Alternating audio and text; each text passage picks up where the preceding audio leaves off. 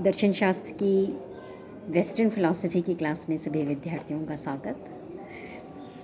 आज हम सोक्रेटिस के डायलेक्टिकल मेथड के ऊपर बात करेंगे। पिछली क्लास में हमने विचार किया था कि सोक्रेटिस मान रहे हैं कि ज्ञान संप्रत्यात्मक होता है। संप्रत्तियों या कॉन्सेप्ट्स से ज्ञान पाया जाता है। फिर ये विचार किया था कि हम कॉन्सेप्ट किसे कहेंगे। अब सवाल यहाँ ये उठता है कि इस कॉन्सेप्चुअल नॉलेज को हासिल कैसे किया जा सकता है, ये नॉलेज कैसे एक्वायर होगी। यहाँ पर सोक्रेटिस का कहना था कि ज्ञान कभी भी बाहर से डाला नहीं जा सकता। मनुष्य की आत्मा में ज्ञान, संप्रत्यात्मक ज्ञान अंतर्निहित होता है, वो भीतर होता है और उस ज्ञान को बाहर उभारा जा सकता है। और उभारने का जो तरीका है वो है डायलेक्टिकल मेथड। डायलेक्टिकल मेथड का मतलब है डायलेक्ट के थ्रू कॉन्सेप्चुअल नॉलेज को, संप्रत्यात्मक ज्ञान को उभारना, प्रकाश में लाना। अब बातचीत से कैसे, कन्वर्सेशन से कैसे नॉलेज बाहर आएगी, इसमें दो चीज़ें इम्पॉर्टेंट हैं। पहली चीज़ तो वो मान रहे हैं कि सारी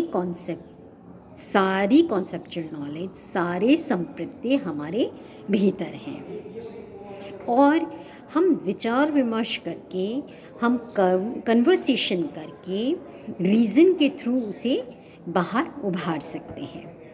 इस बात को मैं एक एग्ज़ाम्पल से समझाऊंगी और सोक्रेटिस के लिए ये बहुत ही मशहूर बात है कि उन्होंने अपनी ज़िंदगी की कहानी सुनाते हुए उन्होंने कहा था कि जो ऑरेकल ऑफ डेल्फाई है, डेल्फाई वहाँ का एक बहुत मशहूर मंदिर था, एथेंस का बड़ा तीर्थ स्थान था और वहाँ का जो पुजारी था वो बहुत इम्पॉर्टेंट इंसान था, जो कि राजाओं को, राज्यों को बताता था कि उनको क्या करना चाहिए, उनका मार्गदर्शन करता था, लोगों को बताता था कि उनको अपनी ज़िंदगी में क्या करना चाहिए। तो वो ऑरेकल ऑफ जो डेल्फाई है, उससे एक बार जब सुकरात मिले तो उस डेल्फाई के पुजारी ने सुकरात को कहा कि तुम सबसे बुद्धिमान मनुष्य हो।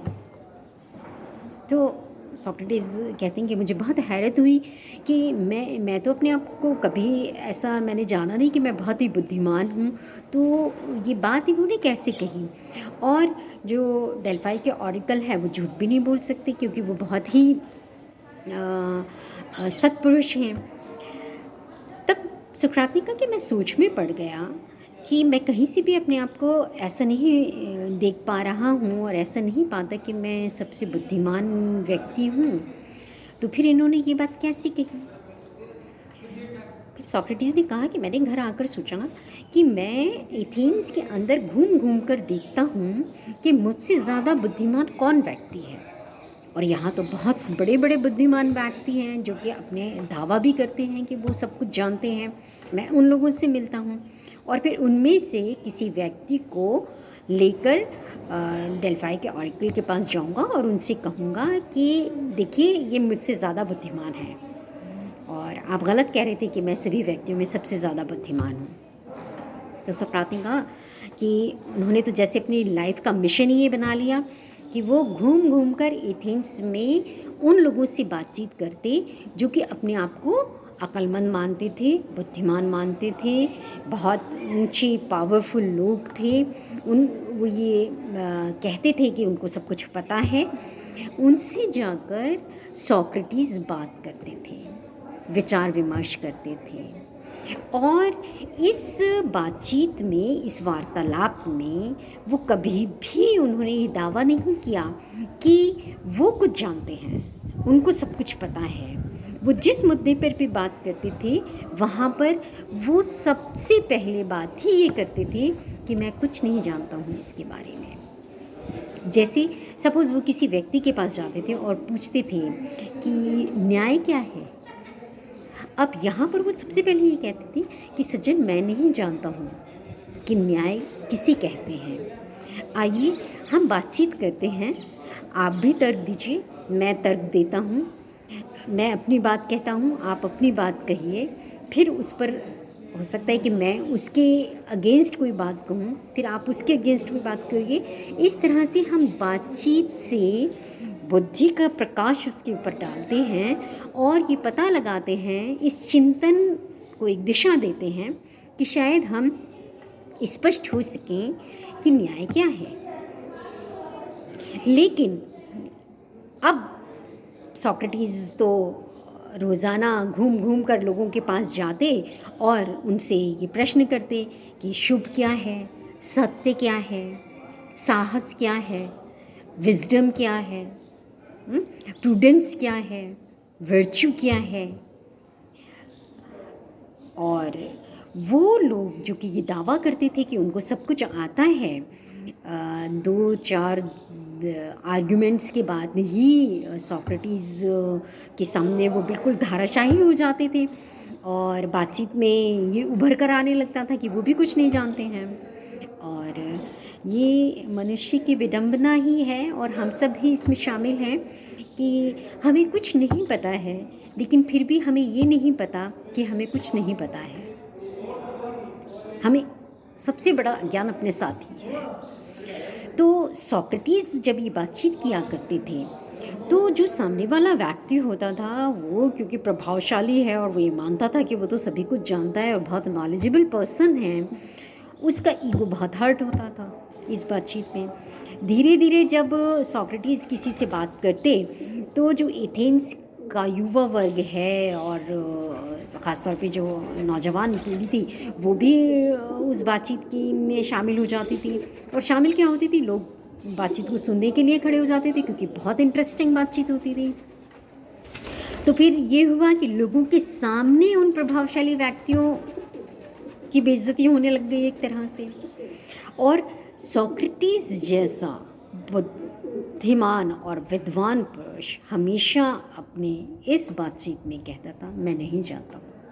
और ऐसा नहीं था कि वो ये बात कहने के लिए कह रहे थे, वो हकीकत में ये मानते थे कि ये जो यूनिवर्सल प्रिंसिपल्स हैं, ये जो कॉन्सेप्ट्स हैं, उनकी नॉलेज उन्हें भी नहीं है, लेकिन वो चिंतन को एक दिशा देते थे, वो चिंतन की प्रश्नों से शुरुआत करते थे, वो एक आलोचनात्मक टिप्पणी से दर्शन उस वार्तालाप को और गहराई प्रदान करते थे और उसकी डेप्थ में जाते थे और उसकी जड़ों तक जाते थे और इस बातचीत को सारा वो कंट्रोल करते थे ताकि किसी नतीजे पर, परिणाम पर पहुंचा जा सके। ये जो मेथड है, ये जो कन्वर्सेशनल मेथड है, ये जो वार्तालाप की पद्धति है, इसको कहा जाता है डायलेक्टिकल मेथड, जिससे संप्रत्यों का ज्ञान प्राप्त होता है। और इस मेथड की शुरुआत सोक्रेटिस ने की थी ना। इसलिए जब इस बातचीत के अंदर सोक्रेटिस कहते थे कि मैं कुछ नहीं जानता हूँ, चिंतन आओ मिलकर हम विचार करें, इसी को कहा जाता है सोक्रेटिक आयरनी, सोक्रातीय विडंबना। धीरे धीरे जब सोक्रेटिस एथेंस के सारे लोगों जो कि अपने आप को बुद्धिमान मानते थे उनसे बातचीत की और सोक्रात को लगा कि ये भी कुछ नहीं जानते हैं, लेकिन उन्हें बहुत ही हैरत हुई कि जानते ही कुछ नहीं हैं लेकिन फिर भी अपने आप को ज्ञानी समझ रहे हैं, तो इनसे बड़ा मूर्ख कौन है। इसलिए फिर सोक्रात ने जो डेल्फी के पुजारी था उनको कहा कि हाँ, मैं सभी मनुष्यों में सबसे बुद्धिमान हूँ क्योंकि मुझे अपने अज्ञान का ज्ञान है। समझे आप? तो जिस व्यक्ति को ये पता है कि वो क्या नहीं जानता, वो सबसे महत्वपूर्ण होता है। और यहाँ से सोक्रेटिस ने अपने आप को माना कि वही ख़ुद को माना कि हाँ मैं बुद्धिमान हूँ, और चिंतन के अंदर, दर्शन के अंदर ये बात यहाँ से शुरू हुई कि जिस व्यक्ति को ये पता होता है कि उसको क्या नहीं पता है, दरअसल उसको बहुत बड़ी बात पता होती है। तो अपने अज्ञान का ज्ञान होना ये बहुत महत्वपूर्ण है। ठीक है, चलिए अब हम अपनी नेक्स्ट क्लास में सोक्रेटिस पर आगे विचार करेंगे। Thank you.